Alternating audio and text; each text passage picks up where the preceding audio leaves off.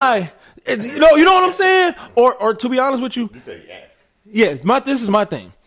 That's something that you actually need for your car to get moving. You know what I'm saying? Like, I shouldn't have to ask you to get something. You know what I'm saying? I'll tell you, but I'm not going to call you and ask you, hey, Sounding like can I get but this? That's a personal problem. Can I?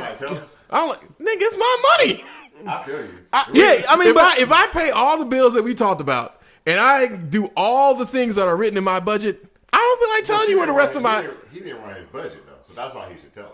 Well, That's why he should tell him. but the thing about it is he should have a car maintenance budget and pull money from there. Get the fuck out of Dodge plan number one. We know that. Okay, yeah, you're right. You know his budget. You know how much you make. But sorry, Exactly. Armstead, continue. Like I was saying, cut you off. I feel like this in my place. You know what I'm saying? I feel like, hey, if you need to get this particular amount of stuff for your car to run, for you to continue to make money, I shouldn't have to tell you what I need to get done. Now, what's going to happen is I'm probably going to tell you in the fact of just having a conversation with you. You know, like, dang, babe, my starter messed up on my car. My alternator's gone. I got about to go to the store and go grab it real quick. You know, in the midst of a conversation. You know what I'm saying? That's nice. I was like, I'm about to go to AutoZone and get some shit in my car. Exactly. I would have been I'm at Auto. She's gonna be like, hey, where you at? I'm at AutoZone getting some shit for my car. Yeah, and that's what I mean by I'll tell her. I'm not high. But see, I also have the traditional relationship package. So I mean, when it comes to car stuff, I do it. What kind of relationship package we got? I'm not going to do it. I mean, if you have the new age relationship package, you got to go check in. I mean, but at the same time, I mean, You're not no bitch. I ain't no bitch, No, but I'm You not. suck my dick. I'm not. I mean, not giving- that's generally the only way it goes in a heterosexual But relationship. the thing about this, I'm not surrendering this information to her because it's something that she needs to know, and it's because she wants to figure out what my budget is. It's just generally I would just like, dang, my car, such and such. Without, like, I work on cars. That's a great point. That's a great point. I fix cars, so and whatever. I feel like that's the thing. That's the difference. So to encapsulate this, what you're saying, with the word you just used, surrendering, because essentially when you have to check in with somebody on every decision that you're making, then you are surrendering your agency. Because we try to make sure that, we instill in our daughters and, women in our family not to surrender their agency. Because it's okay to be like, well, I do in my household. I tell women not to surrender their agency. Why? What you trying to raise, a feminist? No. What I'm trying to raise is someone who stands up for themselves and isn't going to be like some of them girls who are like, yeah, I gotta go pick up my baby, my boyfriend this and my boyfriend that. It's like, hold up, whose money you spending?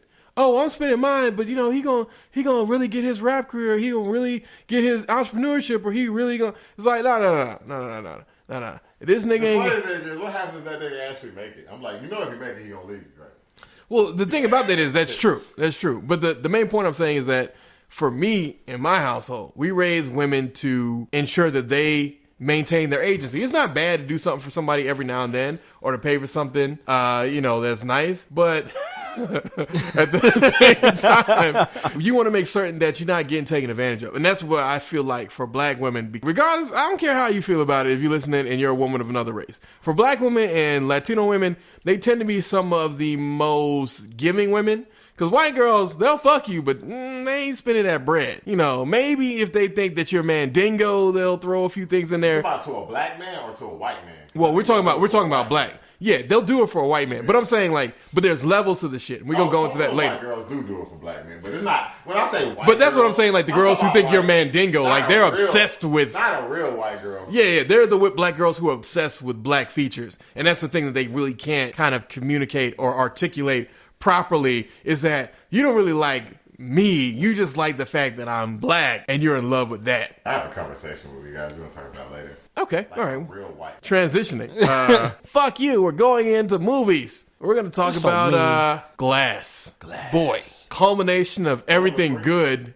No, fuck that. If you ain't seen that movie first weekend, spoiler alert. It was sad. I ain't seen Split yet. You don't need to see. I mean, you kind of need to see Split, but you kind of don't. I need to Who's see. the best actor in that movie? Oh, the nigga from Split.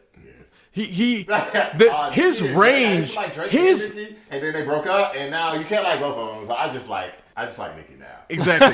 That nigga's range. That nigga just switched. That nigga's range is. I can't see how he did that. That nigga's range is incredible. That might be the white Will Smith right there. That nigga just, like, he had 24 different personalities, and he'll just switch, and he would do mannerisms and everything. I'm just like... His Patricia is really, really scary, because it's just, old white bitch. I'm so rich, and the rest of you are so poor, and I dislike everything about you. The beast. And you guys, you can't even do it, like, when we're just talking, like, how he just kept switching up. There's probably some editing in there, right? Probably, but even with the amount of editing, that's still a he probably damn actually amount really of fucking did, like, range. In the span of 3 minutes, he did, like, I would say at least 8 different people, and they all felt different. Yeah, even if they re-recorded that scene like 5 times, that's still an amazing amount of acting skill.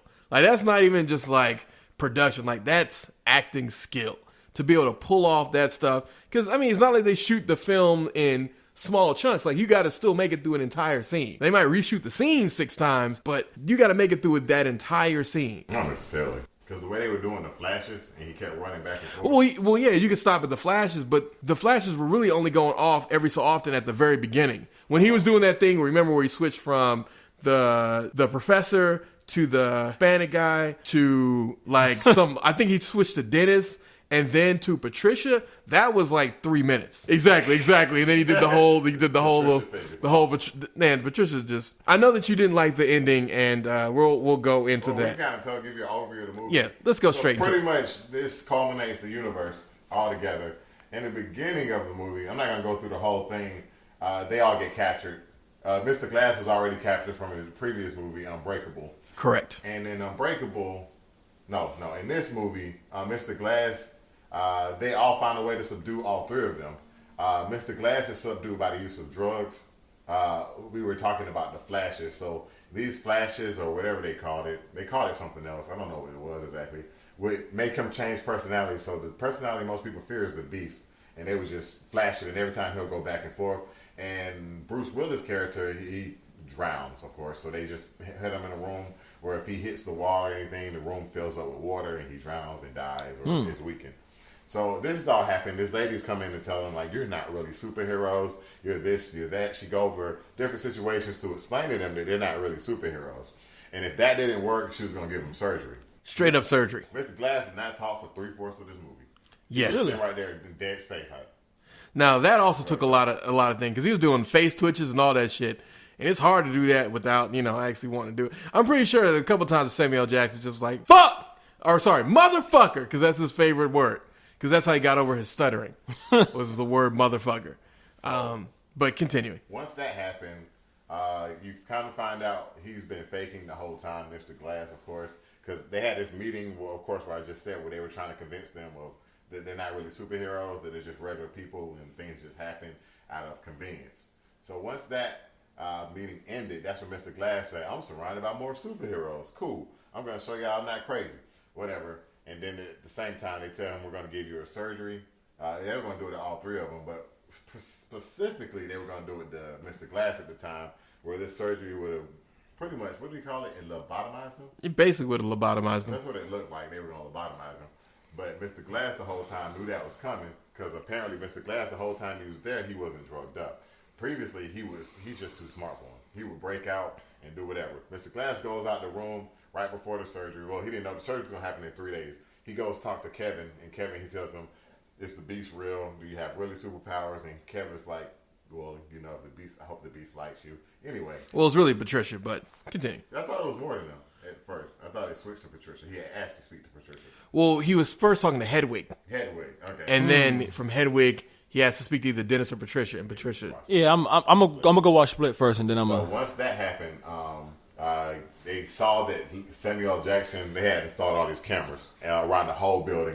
137. See, he knew the number. I can't remember the number. I'm bullshitting on that part. It might be 123, but let's roll with it. A bunch of cameras, right? They were filming everything, and he's just shown. He said, "We saw you walking around last night. We're going to give you the surgery today instead of in 3 days." So they take him to the room, and then they put the laser on his head. You think he got the surgery? He didn't get the surgery. He didn't get the surgery, though. Yeah, he had to take the laser out. Replace it with the fucked up baby one. And they send him in the room. The guy goes in there. They didn't know he had took it out. He sent the room back to his comatose state. Correct. Like that. And guy comes in the room like, oh man, you broke your pictures, man. What happened? Slice that nigga neck. Slice that nigga neck like You I a was looking for bitch. the right glass. Exactly. He was just the orderly. He wasn't nobody important. So he's sitting right there. The thing about it was he was actually the nice one. The one I was hoping he was going to do it too was the one. We got him later though. Yeah, but that's the only one who really deserved it. Because the other guy, he was just a big talker. Yeah, he was just long talk. He wasn't actually like. Mr. Glass doesn't discriminate when it comes to. Oh yeah. Then again, yeah, Mr. Glass. Mr. Glass is a villain. So I don't know. It doesn't matter. Yeah, the only person not gonna kill him is mama. It seems like. Yeah, exactly. Everybody else is expendable. Yeah, everybody else is expendable. And so once that happens, he lets out Kevin. Kevin doesn't kill him because he's like, well, you don't know anything about Kevin. Not Kevin the Beast. The Beast supposedly is what would we call him? A protector of the weak? Not necessarily, or Correct. He's pretty much he's protector of those who he deems to be pure, who have had some form of misery or tragedy, or tragedy. Basically, someone who has dealt with something in their life that has been painful. Because anyone who hasn't, he considers them to be unpure, and thus by killing them, he's purifying them because he's giving them the tragedy that they needed to survive. Since Mr. Glass had broken bones 92 times, he's considered him somebody who went through pain, and the Beast didn't kill him. Then they go through this whole sequence where they see this large building opening in Philadelphia. It was supposed to be the star of the world, like the new biggest building. New Empire State Building. New Empire State Building. It's like, we're going to go there. He tells David Dunn, if you want a piece of me, you better meet me there. Or you want a piece of the Beast, meet me there. I'm going to blow this shit up, and y'all two are going to fight so we can reveal to the world that the superheroes really exist. And Mr. Glass goes through the basement to get out, and of course on their way they kill a lot of people. I mean, look, they were security guards. You knew what the fuck it was. Yeah, they kill a lot of people. Ton. And then David Dunn is in the room contemplating, does he really have superpowers or not? And he goes, it's a metal door. I turned the water off. You won't drown. That's what Mr. Glass told him. So he had lost his confidence in thinking he had superpower. This nigga knocks down a metal door.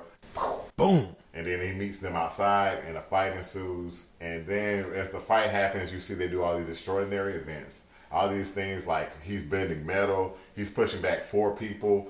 That nigga Kevin does that little walk on all 4s. Oh, man. Again, awesome. fucking great acting ability. Yeah, was that CGI? No, that's real. That's real. That's him. Can you run? It might be his body double. Because they don't ever. Well, no, they focus on his face. But then again, all white people look alike. All right. We'll go with it. You run on all 4s though like that. Yeah, there's an entire tribe of people who walk around like that. I didn't know if you could do that. No, there's an entire tribe of people who walk around like that. Running like this, and that's when that fight starts because apparently They got a harness. I mean, yeah, they probably did something to help make him a little bit lighter, but you could still do it. Yeah. I mean, you probably couldn't run like how he's running, but yeah. So whatever, they start to fight because apparently the Beast never met anybody who's just as strong as him and challenge him.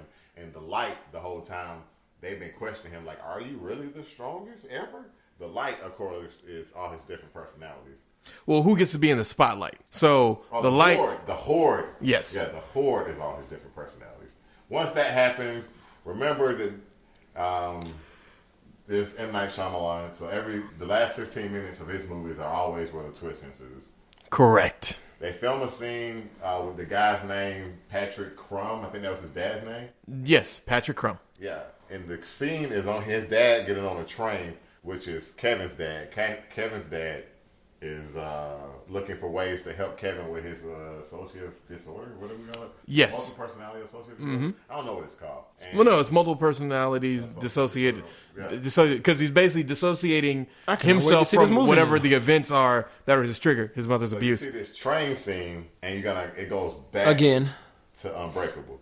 And his dad was on the same train as the guy on David Dunn, or the guy. David Dunn, Bruce Willis. You know what? I might need to see all 3 of these again. You don't remember Unbreakable? I do Everybody remember died it. on that train crash, but That's only except he Bruce survived. Willis. Yeah, only he survived. Yeah. And apparently his dad was on that train as well. You know what? So for some reason, what I got from that movie originally, at least from what I think I got, is that whatever was happening to him, it was happening to somebody else. Mr. Glass? Is that what it was? What do you mean? Like it's like I don't know why I'm thinking this. No, but no, it's you're like, thinking it. No, I think you're thinking the wrong movie. I'm thinking that like okay, he was in the Well, train no, wreck. close to Sixth Sense, but there's another one where whenever something's happened to one guy, he can kind of feel it. That's why I thought that's why he had all those broken bones. Because remember, at the end of the Unbreakable movie, wasn't the name in a wheelchair, at the end. Well, no, he was in a wheelchair because After he every fell down those stairs, after he fell down the stairs. Oh, he fell downstairs. Okay, I'm thinking that whatever. I thought they were like connected in some kind of way, and whatever happened to him. They're connected because every time there would be like an accident in the world or something, he was looking for superheroes. Yes. People to survive. Mr. Glass was. Yeah, and he thought that Mr. Glass thought that he could find